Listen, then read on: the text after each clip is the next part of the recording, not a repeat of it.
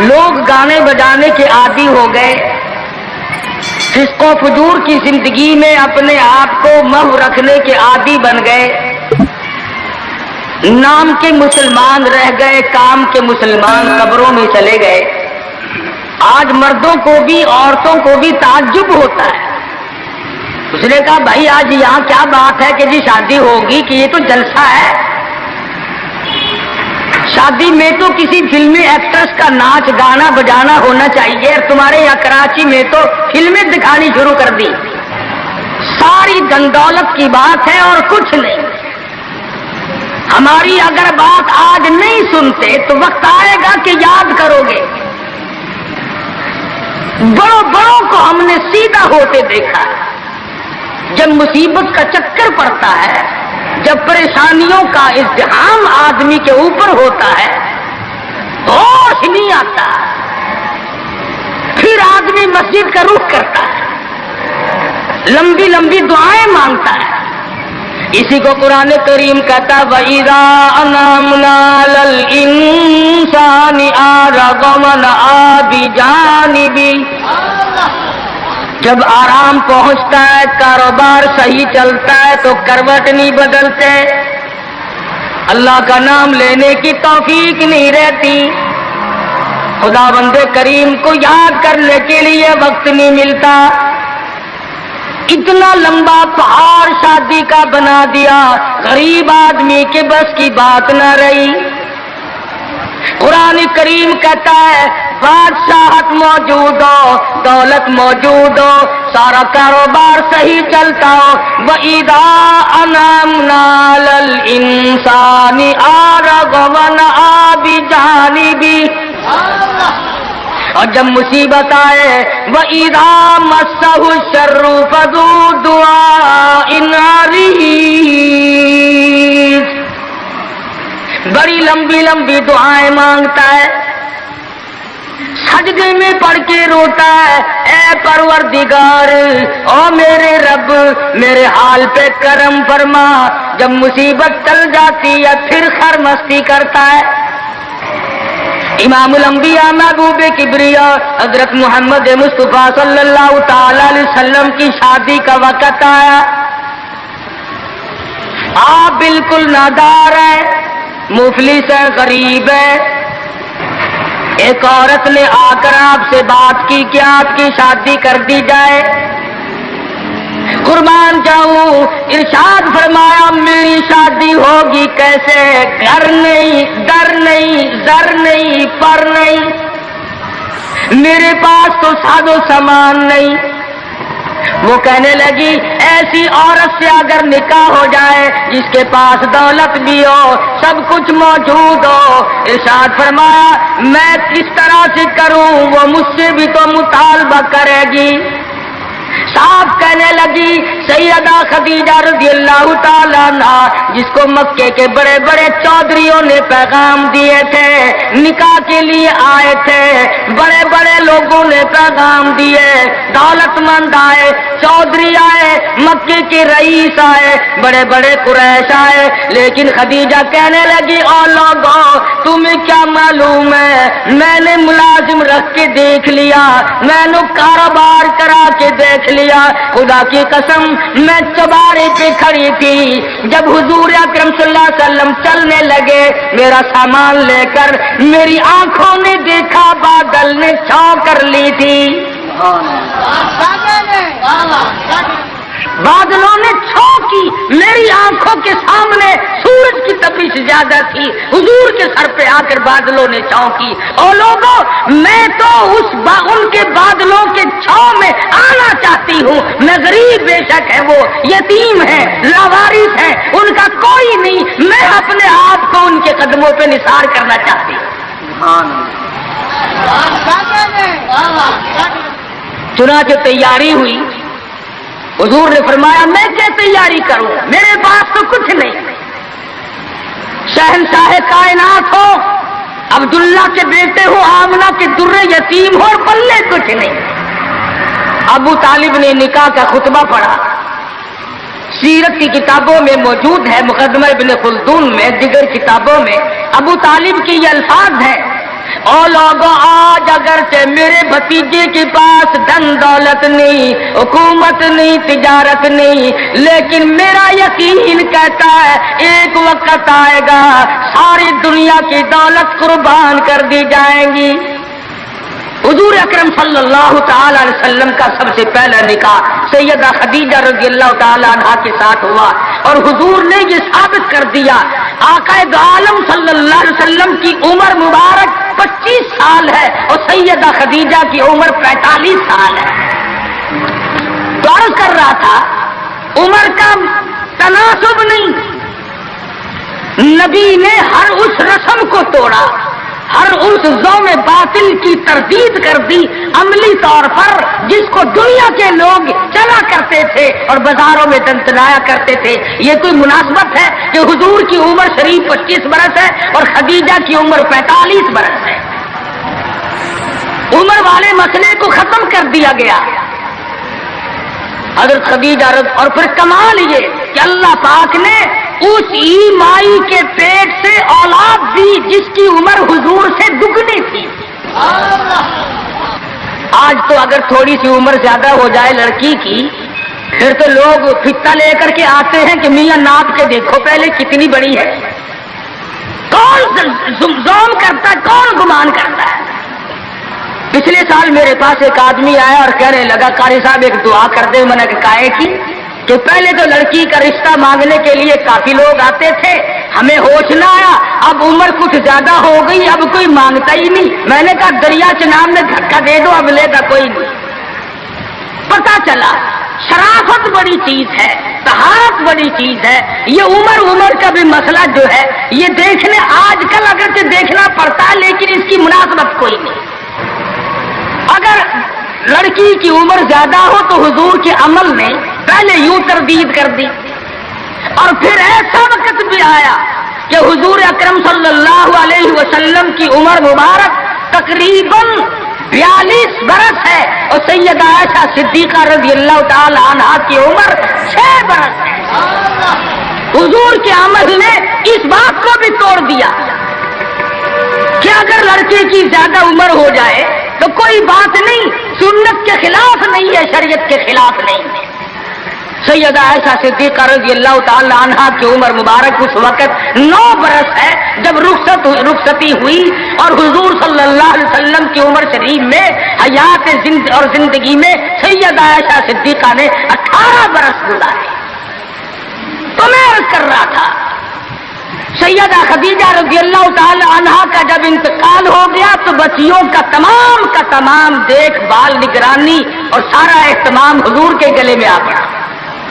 آپ بڑے پریشان ہوئے، غرضے کہ آپ نے اپنے عمل سے یہ سارے کے سارے زندگی کی جتنی رسومات تھی ان سلم کے بارے میں قرآن کریم نے صراحت کے ساتھ فرما دیا، وَوَجَدَكَ عَائِلًا فَأَغْنَىٰ۔ اور میرے نبی ہم نے خدیجہ کے مال کے ساتھ آپ کو بے نیاز اور مستغنی بنایا۔ خدیجہ رضی اللہ تعالیٰ عنہ مکے کی تاجرہ تھی، مکے کی رئیسہ تھی، مکے کی بہت بڑی دولت مند تھی، لیکن گھر میں حضور کے آ کر پھر یہ ہاتھ نہیں رکھا یہ دولت میری ہے، یہ مال میرا ہے، حضور کے سپرد کر دیا۔ اور میرے آقا میری جان بھی، میرا دل بھی، میرا ایمان بھی، میرا مال بھی، سارے کا سارا آپ کے حوالے۔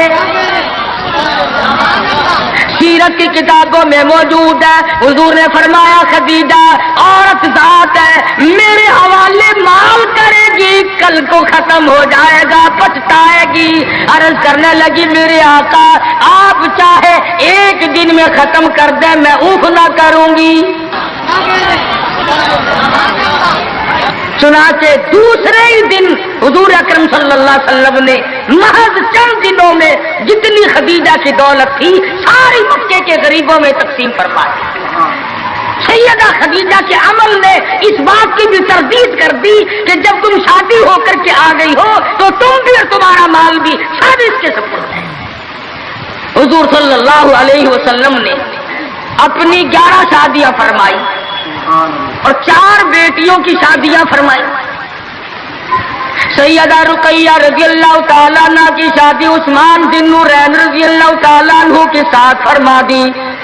دونوں کے دونوں میاں بیوی ایک جگہ بیٹھے تھے. حضور تشریف لے آئے, فرمانے لگے رب اکبر کی قسم میں نے ساری زندگی میں اتنا حسین جوڑا نہیں دیکھا. اور حضرت رقیہ رضی اللہ تعالیٰ عنہ نے حضرت عثمان کے ساتھ لگ کر حبشے کی ہجرت فرمائی, پھر مدینہ منورہ کی ہجرت فرمائی.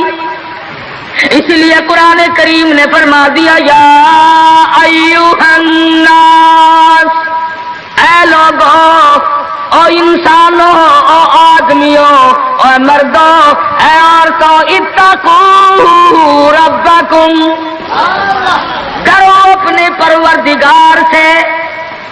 کس معاملے میں ڈریں, کن حالات میں ڈریں, کیا کرتے ہوئے ڈریں؟ ربکم الذی خلقکم من نفس واحدۃ وخلق منها زوجها وبث منهما رجالا کثیرا ونساء. اے لوگوں, ڈرو اس پروردگار سے, تمہیں ایک آدمی سے اور ایک عورت سے پیدا کیا گیا, یعنی آدم علیہ السلام سے اور حضرت حوا سے تمہیں پیدا فرمایا پروردگار عالم نے. اس لیے قرآن کریم کا مطلب کیا ہے, مقصد کیا ہے, منشا کیا ہے یوں ڈرانے سے, کس لیے ڈرا رہے ہیں؟ خداوند عالم فرماتے ہیں اگر تو امیر آدمی ہے, لڑکی غریبوں کی ہے تو مجھ سے ڈر جا. یہ عیب نہ بنا کہ لڑکی غریب کی ہے میں امیر ہوں, کیوں؟ میں وہ بے نیاز ہوں, شام کو سوئے لکھا پتی, صبح کو اٹھے تو ٹکڑوں کا محتاج. میں ایسا بھی کر دیتا ہوں, شام کو سوئے بادشاہ, صبح کو اٹھے تو جیل کی کوٹڑی میں پڑا. میں ایسا بھی کر دیتا ہوں کہ کروڑوں کا مالک ہے, اگر موت آ گئی تو کفن چندے کا پڑ رہا ہے. فرمایا لڑکی والوں کو یہ حق نہیں کہ وہ لڑکے کے بارے میں یہ کہیں کہ یہ تو غریب ہے, ہم اس کو کیسے دیں. آؤ پھر قرآن کریم سے پوچھ لیں, ہم مسلمان ہیں, ہمارا قرآن پہ ایمان ہے, محمد عربی صلی اللہ علیہ وسلم کے فرمان پہ ہم سب کا ایمان ہے. آؤ قرآن سے پوچھے کہ لڑکا لڑکی کی جب شادی کرنے کی نوبت آئے تو کیا دیکھنا چاہیے, کیا ڈھونڈنا چاہیے, کیا تلاش کرنا چاہیے. قرآن کریم سے ہم نے پوچھا کیا بنگلہ دیکھے, فرمایا نہیں. آج بنگلے والا کل کو قبر میں ہو سکتا ہے, آج بنگلے والا کل کو فٹ پاتھ پہ سو کر کے وقت کاٹنے والا بن سکتا ہے. کوٹھی والا تلاش کرے, فرمایا نہیں.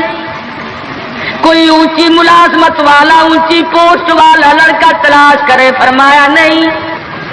زیادہ لکھا پڑھا دیکھیں, فرمایا نہیں. دھن دولت والا دیکھیں, نہیں.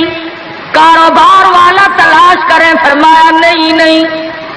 لڑکی بھی اسی طرح سے مالدار کی تلاش کریں, فرمایا نہیں. دولت مندوں کی تلاش کریں, نہیں. پھر اے اللہ کے قرآن تو ہمیں بتا, ہم کیا معلوم کریں, کیا دیکھیں, کیا سنبھالیں, کس چیز کی تلاش کریں. فرمایا وَلَا تَنكِحُوا الْمُشْرِكَاتِ حَتَّىٰ يُؤْمِنَّ. نعرہ تکبیر. فرمایا لوگوں اگر مجھ خدا سے پوچھتے ہو, میرے قرآن سے پوچھتے ہو, میرے نبی سے پوچھتے ہو, تو میں تو تمہیں ایک پہچان بتاؤں گا, ایک واقعہ بتاؤں گا, ایک نظریہ بتاؤں گا, ایک کیفیت بتاؤں گا. تمہیں سب سے پہلے یہ دیکھنا پڑے گا وَلَا تَنكِحُوا الْمُشْرِكَاتِ حَتَّىٰ يُؤْمِنَّ. اگر لڑکی مشرکہ ہے, شرک کرتی ہے, الہ العالمین شرک تو کرتی ہے مگر مالدار بڑی ہے. اے پروردگار عالم شرک تو کرتی ہے لیکن خوبصورت بڑی ہے. فرمایا وَلَأَمَةٌ مُؤْمِنَةٌ خَيْرٌ مِّن مُّشْرِكَةٍ وَلَوْ أَعْجَبَتْكُمْ. قرآن خود کہتا ہے مشرکہ لڑکی چاہے تمہیں مالدار نظر آئے، چاہے تمہیں خوبصورت لگے، قرآن کے الفاظ ہیں، تمہیں عجیب معلوم ہوتی ہو، تمہیں اس کے انداز، اس کی چال، اس کی ڈھال، اس کی رفتار، اس کا سونا چاندی تمہیں بہت بڑی چیز دکھائی دیتی ہو۔ فرمایا اسی طرح سے لڑکے کا ولا تنکحوا المشرکات حتی یؤمنوا وَلَعَبْدٌ مُؤْمِنٌ خَيْرٌ مِّن مُّشْرِكٍ وَلَوْ أَعْجَبَكُمْ۔ الٰہ العالمین، لڑکا شرک تو کرتا ہے مگر مالدار بڑا ہے، لڑکا شرک میں تو ڈوبا ہوا ہے مگر خوبصورت بڑا ہے۔ قرآن کا اعلان سنو، پیغام سنو، فرمایا شرک سے بچنا، سب سے پہلے لڑکے لڑکی کا عقیدہ دیکھنا، اگر عقیدہ صحیح ہوگا تو بات بنے گی، اگر غلط عقیدے کی لڑکی آ گئی خاندان کا بیڑا غرق کر دے گی۔ حافظ جمال صاحب بولی شاہ قلندر رحمت اللہ علیہ پانی پت میں مزار ہے، میں اب ہندوستان گیا تھا تو اب بھی حاضری دینے گیا تھا۔ ہم اولیاء کرام کو بڑا مانتے ہیں، میں بولی شاہ قلندر رحمت اللہ علیہ کے مزار پہ گیا اور رات وہیں ٹھہرا۔ مولانا علی پانی پتی کی قبر بھی وہی اور بولی شاہ قلندر کا مزار بھی وہی۔ تو لکھا ہے کہ جس وقت بولی شاہ قلندر رحمت اللہ علیہ پیدا ہوئے تو بڑے روئے، بہت روتے تھے۔ تو ایک بزرگ آئے جنہوں نے ان کے والد کو مبارکباد دی کہ بچے کی مبارک ہو۔ انہوں نے کہا حضرت مبارک تو آپ دے رہے ہیں مگر بچہ جس دن سے پیدا ہوا اتنا رو رہا ہے کہ ناک میں دم کر دیا۔ فرمایا میرے پاس تو لاؤ ذرا، لے آئے۔ اللہ والے نے ذرا سا اس کان کو منہ لگایا اور ذرا سا اس کان کو منہ لگایا، بچہ خاموش ہو گیا۔ واپس جانے لگے۔ شاہ فخر الدین رحمہ اللہ اولیاء کرام میں سے ہیں، بزرگان دین میں سے ہیں۔ شاہ بہاء الحق زکریا ملتانی رحمت اللہ علیہ کے داماد ہیں، جو لڑکی یہاں رہتے رہتے فوت ہو گئی تھی۔ تو شاہ فخر الدین نے کہا حضرت بتاؤ، فرمایا تمہیں معلوم نہیں بولی شاہ قلندر کی والدہ اماں قرآن کریم کی حافظ ہے، اور قرآن سے اتنا عشق ہے، اتنا لگاؤ ہے، اتنا سوز و گداز ہے، اتنی محبت ہے کہ ایک ختم قرآن کا روزانہ پڑھتی تھی۔ بچے کو پیٹ میں لے کر ایک ختم قرآن روزانہ کا پڑھتی تھی۔ تو بچے کی روح کا اور قرآن مجید کا اتنا گہرا تعلق ہو گیا۔ اب چونکہ اماں زچگی میں آدھی چھلنے میں پڑ گئی اس لیے قرآن نہیں پڑھتی۔ ارے آدھی کی عادت ٹوٹی، ناشی کا نشہ ٹوٹا، روئے نہ تو کیا کرے۔ میں نے اس بچے کے کان میں ایک آیت اس میں پڑھی، ایک آیت اس طرف پڑھی، بچے کی روح کی غذا مل گئی، خاموش ہو گئے۔ بات یہ کر رہا تھا کہ یہ سارے کے سارے معاملات قرآن کریم کا اعلان ہے، عقیدہ دیکھو، نظریات معلوم کرو۔ اگر غلط عقیدہ گھر میں آ گیا تو بات بگڑے گی، وہ اپنے ساتھ ساتھ اوروں کو بھی لے بیٹھے گی۔ اور علماء کرام نے لکھا، تجربے سے بھی یہ ثابت ہوا کہ عورت کی جو گود ہے، عورت کی جو گود ہے، یہ پرائمری سکول بھی ہے، یہ مڈل سکول بھی ہے، یہ میٹرک سکول بھی ہے، یہ کالج بھی ہے، یہ وہ یونیورسٹی ہے جس سے نبی بے نیاز نہیں، ولی بے نیاز نہیں، قطب اور ابدال بے نیاز نہیں۔ اس کالج میں ہر بچہ پڑھتا ہے، ماں کی گود میں لازمی پڑھتا ہے۔ اور لوگوں اس کالج کو سنبھالو، اس پرائمری سکول کے استاد کو سنبھالو، اس کالج کے پروفیسر کو سنبھالو، اور وہ ہے بچے کی اماں۔ ہمارے یہاں بالخصوص عورتوں کی تعلیم کا، دینی تعلیم کا کوئی انتظام نہیں کرتے۔ بچپن میں چھوٹی چھوٹی بچیاں مسجد میں وقت بے وقت گئیں اور قرآن کریم پہ انگلی پھیر لی، مٹھائی تقسیم ہو گئی کہ آج پروین کا قرآن ختم ہو گیا۔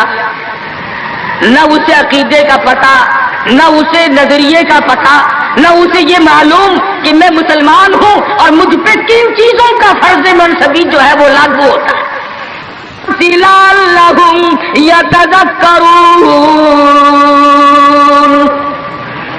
میرا کام کلام ہے، تمہیں قرآن کی آیتیں کھول کھول کے سمجھا دینا، اب عقل پکڑو یا مت مار لو، وہ تمہاری مرضی۔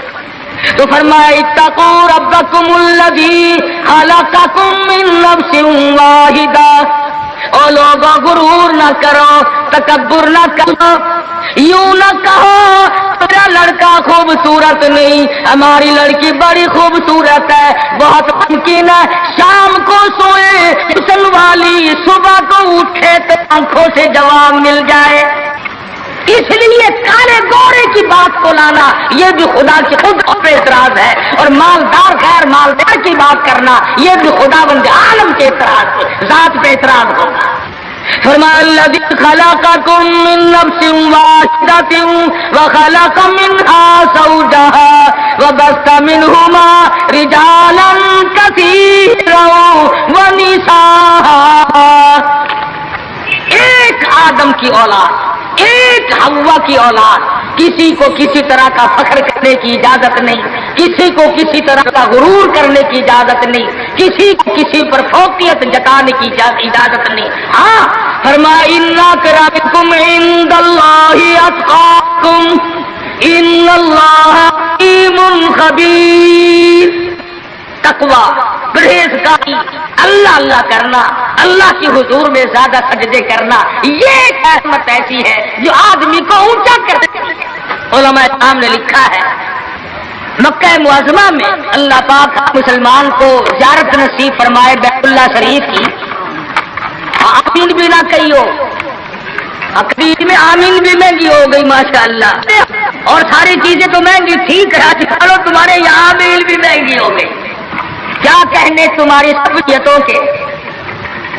مکہ مکرمہ میں ایک شخص ایک باندی کا ہاتھ پکڑے ہوئے ہے اور وہ کہنے لگا میں اس کو 20 اشرفوں میں بیچتا ہوں۔ ایک بزرگ تھے بغداد کے رہنے والے، انہوں نے آپ کی اتنی کم قیمت کیوں بتا رہا ہے؟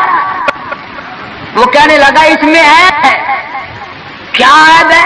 اس نے کہا یہ ہے کہ ساری رات نماز پڑھتی ہے اور سارا دن روزہ رکھتی ہے، اس میں یہ نقص ہے۔ اللہ والے نے خرید لی، اس نے کہا چلو میری ساتھ نماز پڑھ کے دیں گے، ایک کے بجائے 2 اللہ اللہ کیا کریں گے۔ چنانچہ عشاء کی نماز کے بعد اس باندی نے پوچھا کہ اے میرے مالک کام ہے میرے متعلق؟ کہا کوئی نہیں، لکھ دو ہے کہ عشاء کی نماز کے بعد مصلے پہ کھڑی ہوئی تھی، صبح کی اذان ہو گئی، قرآن پڑھتی رہی ساری عمر، اور جب دن تو کہنے لگی اللہ والے تم بغداد میں رہتے ہو کوئی قرآن سنو۔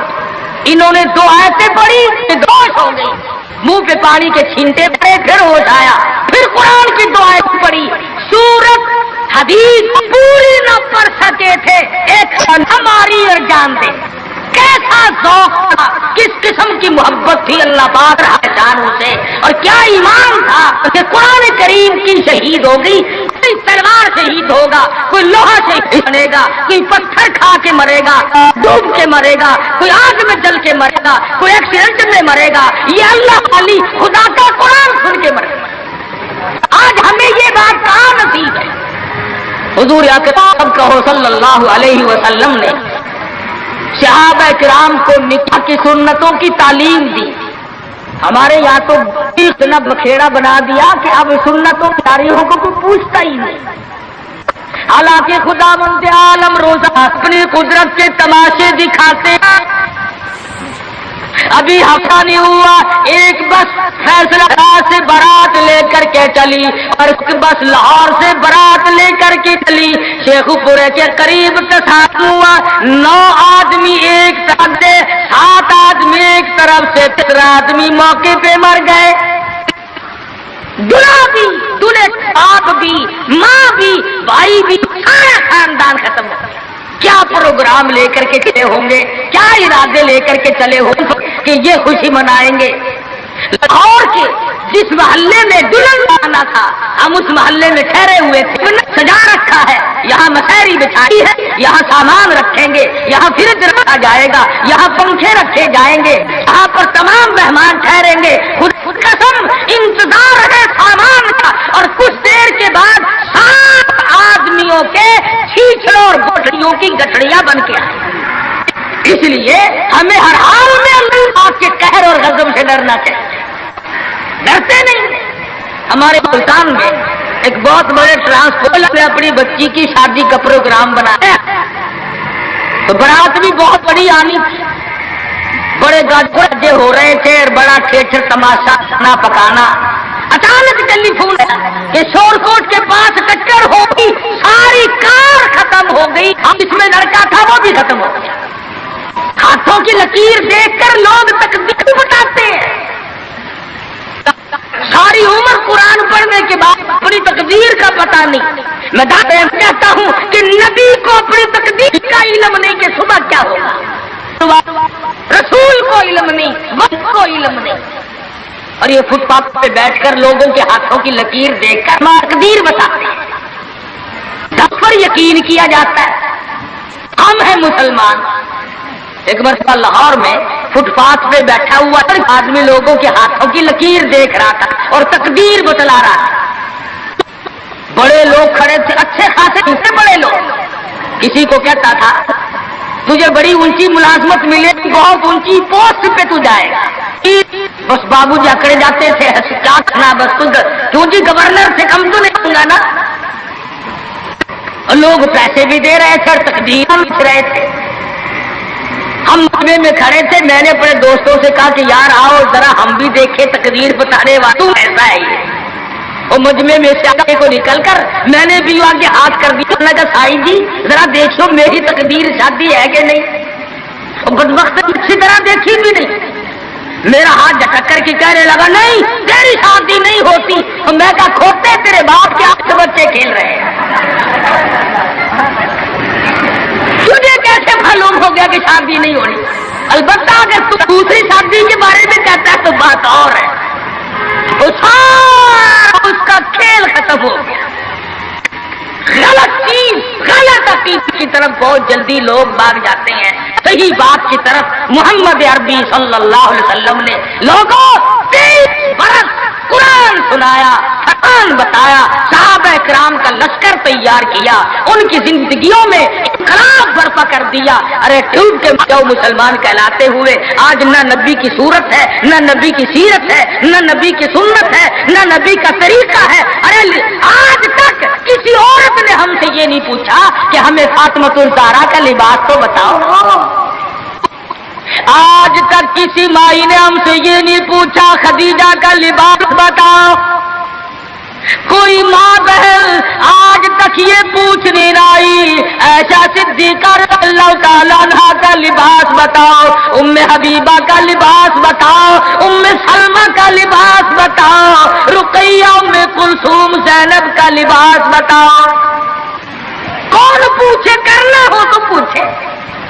مدنی کریم صلی اللہ تعالی علیہ وسلم نے صحابہ کرام کی زندگی میں انقلاب برپا کر دیا۔ شادیاں حضور سے پوچھ کے کرتے ہیں، خدا کی قسم وہ شادیاں کتنی متبرک ہوں گی، کتنی برکت والی ہوں گی جن میں حضور نکاح پڑھانے کے لیے تشریف لاتے تھے۔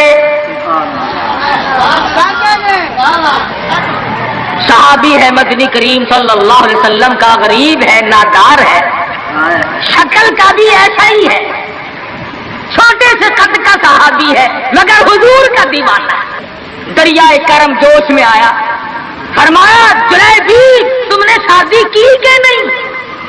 عرض کی یا رسول اللہ میری شادی کون کرے، غریب ہوں، نادار ہوں، مفلس ہوں۔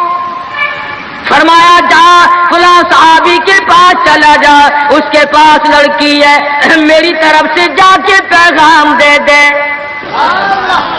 اس نے پیغام دیا، منظور ہو گیا، بڑا خوشی خوشی آیا، آ کے کہنے لگا کالی کملی والے صلی اللہ علیہ وسلم میرا کام بن گیا، میرا گھر بسے گا، میری چوک بسے گی، میرا گھر آباد ہوگا، مگر میرے پلے کچھ نہیں۔ فرمایا جا عثمان غنی سے 300 درہم قرض لے لے، تیرا قرض میں محمد الرسول اللہ ادا کروں گا۔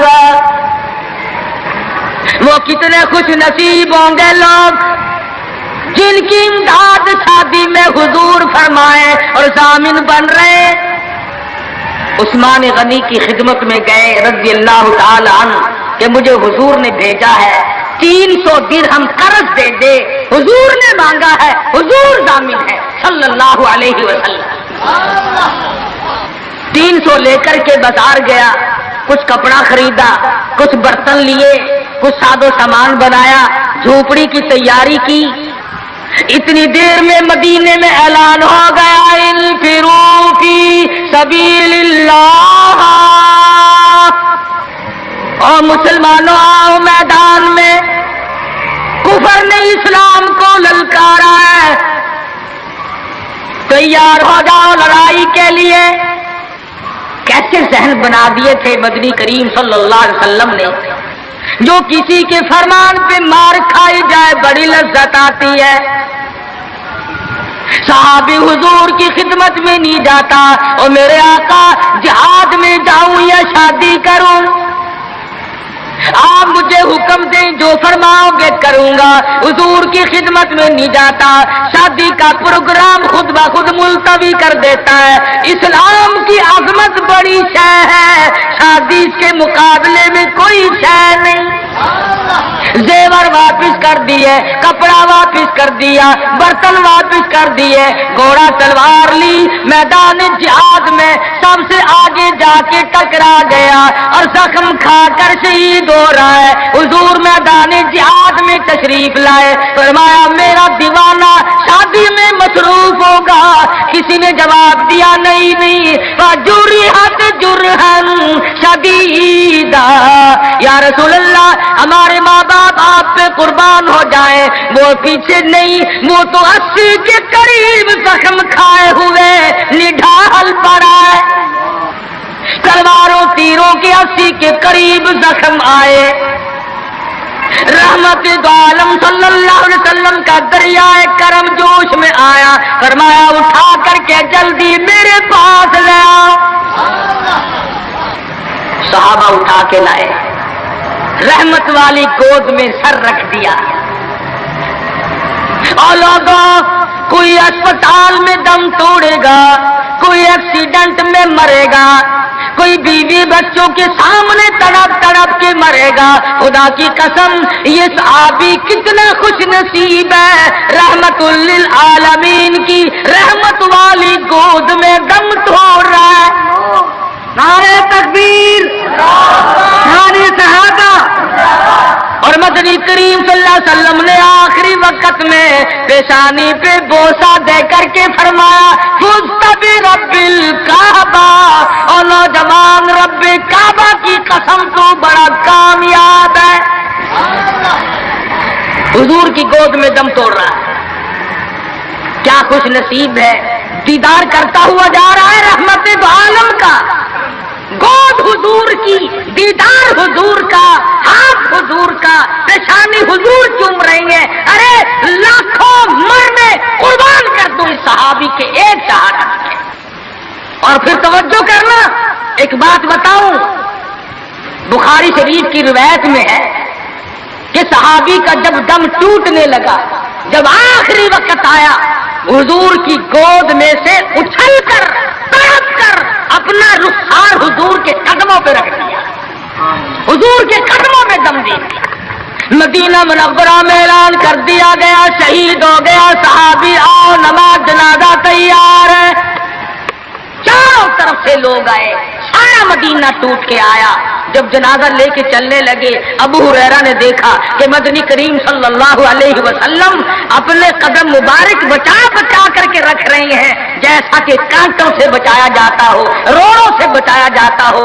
ابو ہریرہ نے پوچھا میرے آقا اینٹ نہیں، روڑا نہیں، پتھر نہیں، آپ کی چیز سے قدم مبارک بچا رہے ہیں۔ فرمایا اس صحابی نے شادی والی عمر بھر کی تمنا، عمر بھر کی حسرت کو، عمر بھر کے ارمان کو، عمر بھر کی آرزوؤں کو حضور کے لائے ہوئے اسلام کی عظمت پہ قربان کر دیا۔ حضور فرماتے ہیں انی ارا مالا ترا، میں تمہیں کیا بتاؤں، اس کا جنازہ پڑھنے کے لیے آسمان سے 4000 فرشتہ آیا ہوا ہے۔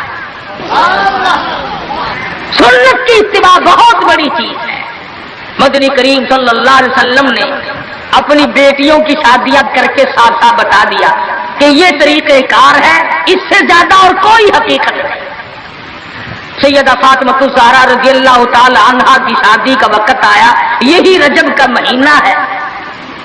ابو بکر صدیق رضی اللہ تعالی عنہ اور فاروق اعظم کو بلایا، فرمایا تمہیں پتا ہونا چاہیے فاطمہ الزہرا سیانی ہو گئی ہے، میں نے نکاح کرنا ہے، مشورہ دو کس سے کروں۔ سبحان اللہ، نبی کے وہ مشیر بھی کتنے خوش نصیب ہیں کہ حضور اپنی بیٹی کے بارے میں بھی صدیق اور فاروق سے صلاح فرما رہے، مشورہ لے رہے۔ دونوں کے دونوں نے صاف فرمایا کہ علی سے بہتر کوئی نہیں۔ اندازہ لگاؤ وہ آپس میں اتنی محبت رکھتے تھے کہ ایک دوسرے کی شادی کے بارے میں حضور کو مشورہ دے رہے۔ فرمایا بہت اچھا، علی مرتضیٰ کو بلاؤ۔ بلا کے فرمایا کہ یہ میرا بھی ارادہ ہو گیا، اور ان دونوں حضرات نے مشورہ دیا کہ خاتون جنت کا نکاح تیری ساتھ کیا جائے، کچھ ہے پلے حق مہر دینے کے لیے؟ کہا یا رسول اللہ میں تو سپاہی آدمی ہوں، میرے پلے کیا ہے؟ یہ تلوار ہے اور یہ میری زرہ ہے جسے پہن کر میں جنگ کرتا ہوں، اور میرے پلے دم دولت کچھ نہیں۔ تو فرمایا کہ یہ زیرہ جو ہے اسی کو بیچ کر پیسے بنا لا۔ حضرت علی اٹھے، بیچنے کے لیے بازار جا رہے ہیں، راستے میں عثمان غنی ملے، فرمایا علی کہاں چلے؟ کہا میری یہاں شادی ہے، نکاح ہے، یہ زیرہ بیچنے چلا ہوں، میں اپنی حق مہر دوں گا۔ فرمایا آجا سودا کریں گے۔ عثمان نے، علی مرتضیٰ نے سودا کیا، 400 درہم میں سودا ہو گیا۔ جب اٹھ کے چلنے لگے حضرت عثمان نے زرہ بھی پیسے بھی حضرت علی کو واپس کر دیے اور فرمایا کہ خاتون جنت کی شادی ہو، خرچ عثمان کا ہو، میں بڑا راضی۔ حضرت عثمان غنی رضی اللہ تعالیٰ عنہ سے پیسے لے کر حضرت علی حضور کی جب خدمت میں گئے تو فرمایا زیرہ بھی لے آئے، پیسے بھی لے آئے؟ کہ ہاں۔ عثمان نے سب کچھ دے دیا۔ حضور صلی اللہ علیہ وسلم کے بے ساختہ ہاتھ اٹھ گئے، فرمایا عثمان تجھ پر خدا رحم کرے، تو نے ساری عمر میرا ہاتھ بٹایا۔ تو حضرت عثمان غنی سے حضور بڑے راضی تھے۔ ایک چکی خریدی گئی، ایک مشکیزہ خریدا گیا، اور حضور صلی اللہ علیہ وسلم نے سادگی کے ساتھ نکاح فرمایا اور رخصت کر دیا، اور خود حضور سر پہ ہاتھ پھیر کر رخصت فرمانے کے لیے تشریف لے گئے اور برکت کی دعا کر کے واپس آ گئے۔ بتانا یہ چاہتا تھا کہ شادیوں کو لمبی چوڑے پکھنڈ اور یہ جو بنانا ہے وہ ہم نے بنائے، یہ سارے کا سارا رسموں کا کنواں ہم نے کھودا ہے۔ مہینوں پہلے انتظامات، مہینے پہلے بعد کو انتظامات، پھر لینا دینا۔ آج کل ویسے بھی چیزیں نہیں ملتی، مار سر میں درد ہو جاتا ہے کہ چینی کیسے پیدا کرے، گھی کیسے پیدا کرے، کہاں سے لائے اور کیا کیا جائے۔ میں یہ کہتا ہوں کہ لوگوں سادگی پہ آ جاؤ، نبی کی سنت پہ آ جاؤ، نبی کی غلامی میں آ جاؤ، اللہ اور اس کے رسول کے فرمان پہ آ جاؤ،